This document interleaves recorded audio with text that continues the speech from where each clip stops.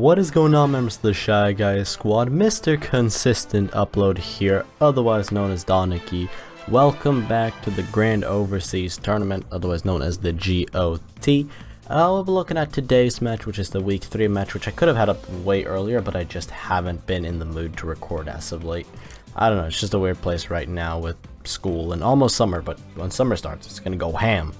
But as of now, you can see in front of you we have ourselves against the untrue Potiphire, or Gareth of the Passimiangers, and his team, as you guys see in front of you, are Aerodactyl, Tapu Bulu, Blastoise, which I believe was a Mega, I'm not 100%, I think it was Mega Blastoise, yeah, Mega Blastoise, Seismitoad, Alola Marowak, and a Thundurus T. He had another two Pokemon that I don't really remember at the top of my head right now, but I'm not gonna go too into. I mean, this is the team builder. I could go way more into the I go way much into the why I have what I have. At the same time, I don't think I'm going to. I mean, if you guys want to, I guess I could. Let's do it. Here we go.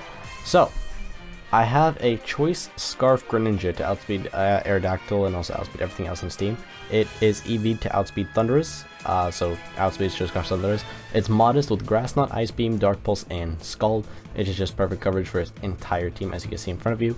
I have a Wish Protect, Shadow Ball, Hyper Voice, Mega Guard with almost max HP, 16 defense, 32 special attack modest, 16 speed def, and 196 speed, which allows me to outspeed his Tapu Bulu. Next up, I have Knosp the Yachi Berry, Serena with U-Turn, Dropkick, Rapid Spin, and Synthesis, max HP, 112 speed def with 144 attack. I have Volcarona the Shining, Charty Berry, Flame Body with Roost, Quiver Dance, Bug Buzz, and Fire Dance.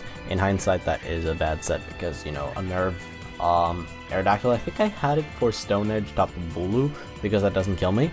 I have a Rindo Berry, Gigalith with Heavy Slam, Stealth Rock, Stone Edge, and Toxic. Rindo Berry, of course, for the Tapu Bulu again. And then I have a Dragon Claw, D-Dance, Roost, and Fly Salamence because everything gets dicked by Dragon Claw except for Bulu, which I can just see fly if I want to. With that being said, let's check out how this battle actually went though. So he's going to lead off with the Thundurus as I'm going to lead off with Knosp. Not the best matchup, but as you can see, I take that pretty well. I figured out that was Tepid Specs damage, as I just U-turn out into from my Serena into my Greninja, because Greninja can deal with this pretty well. As he goes into Bulu shit, which is kind of a funny name, and I do 26% with that Dark Pulse, which is pretty good. I'm okay with that damage. As he goes for Horn Leech again, does Serena, man. Serena, the ultimate switch in. Does nothing. Right here, I can just go for a Synthesis, get all my health back up, as I would beat that war against Tapu Bulu. I'm going to put this at normal so I can narrate it a little bit better. He's going to go for the Volt Switch again, as I'm going to go for the U-turn one more time, so it's just rinse and repeat at this point. As this time I also go back into Greninja, but this time I think I click Ice Beam, expecting him to go back into it, but he goes into Turtonator Kanto, which I find to be a hilarious nickname for Blastoise. Not gonna lie. I went for Scald. I went for Burn. That's right. I went for Burn.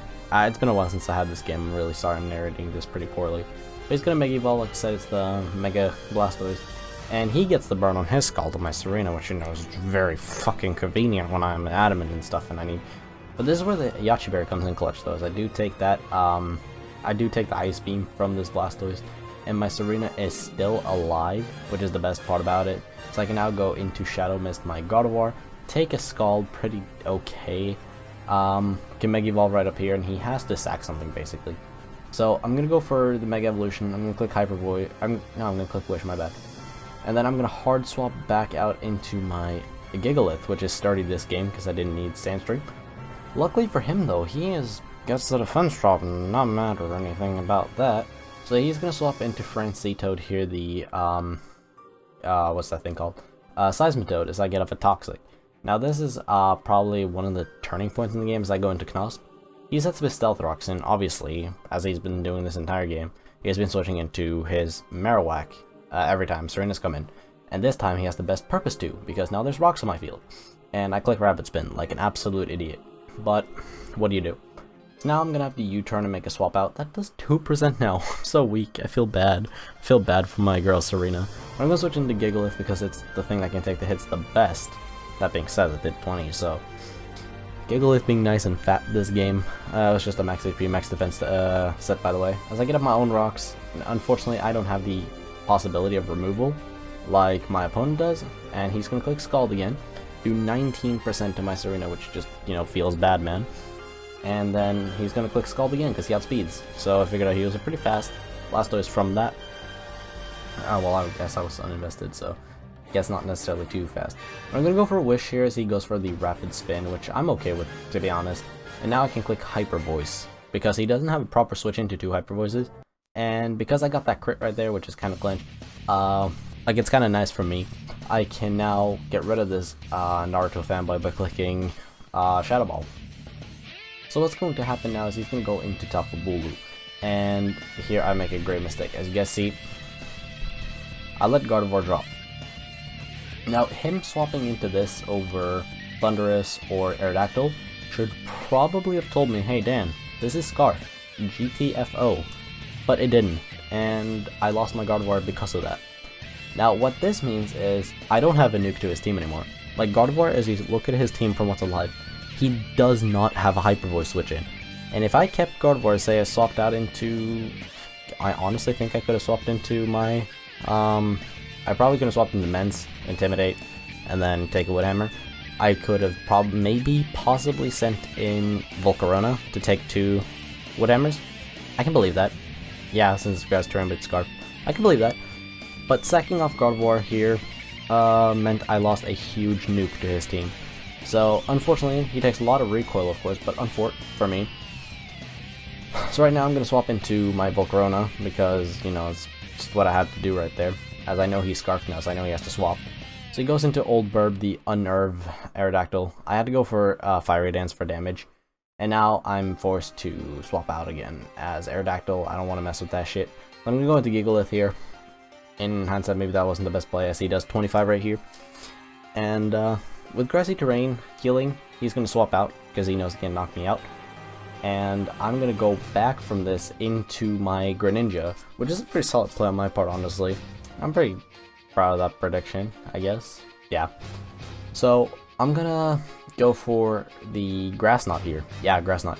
And that does a assload of damage because of Grassy Terrain. Thank you, Tapu Bulu, for helping me kill your Blastoise.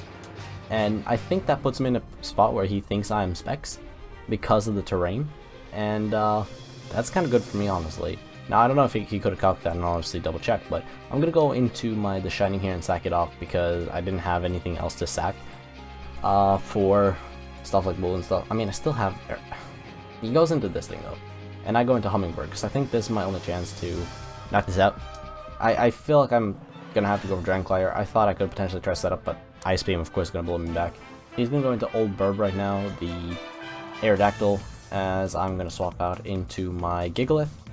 And he's going to miss a Stone Edge. Now, of course, that is unfortunate for my opponent's part, but honestly, it really didn't matter because you guys are about to see right now. He told me after the game, he goes for Earthquake, and that was an Adamant, so that crit did not matter. I calced for Jolly, which meant it did, but if it wasn't Adamant, it didn't matter, so it was just whatever. Now, he goes into Francitoad, and I go for Ice Beam. That does 30, so that means I have to swap into Mence. I can't stay in with Gren and rely this game on Mence. That just isn't going to work that way. So I go into Hummingbird. He goes for Ice Punch. I live it somehow, honestly. I'm surprised as I live it on the switch in. I'm going to go for a Roost. Of course I can do that now because those Ice Punches aren't going to do as much anymore. And unfortunately he Toxics me here. Now what this means is I can't Dragon Dance up on Francitoad either, because I'm going to be chipped away at really fast, unfortunately. So I am going to go for the Dragon Claw here.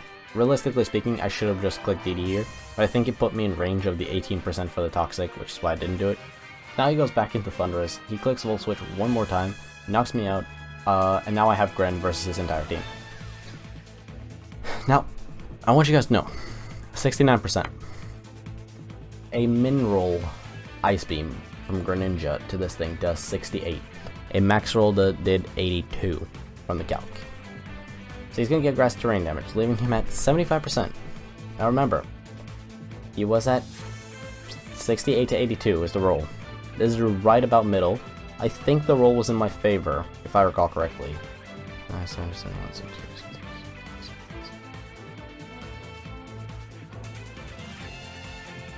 think it's in my favor. I think it's like, I think it was like a 54.3 or whatever % chance to knock him out from that range. And I send in my Greninja, hoping I can take him out. And unfortunately for me, I get a like a low mid roll, which makes it so Bulu lives. And because of that, I mean, we're in grassy terrain. Greninja's frail. He's just gonna knock me out with a Horn Leech, and that is gonna knock Gren out, and that is gonna seal the game. What upsets me the most about this game is probably the fact that I had that game. If he wasn't, or if I got the roll. But then again, I have to play again with another roll on Thundurus, which also was in my favor. But I mean, as the game we play, Aerodactyl would have gone down straight up. He was just in range. You can see right here, as you guys can see, he was at 68%. That was just gonna drop. So unfortunately, because of a damage roll, we do lose this battle. But fret not, we are currently 2-1 with a +3 differential, and we have a couple battles left to go. We have our rematch against Regitube of the Honolulu Vulpix, and then we have a rematch against Hail Hydra of the Drexel Drompus from Week 1. But incoming news are that in Week 5, the Drexel Drompus and their coach Hail Hydra has left the GOT, and therefore we are credited a 3-0 victory in a forfeit, so we are currently 3-1 with a +6 differential, and we will have, probably tomorrow, the game against Reggie and his Honolulu Vulpix tomorrow. But with that being said, thank you for watching, and I'll see you guys tomorrow. Bye!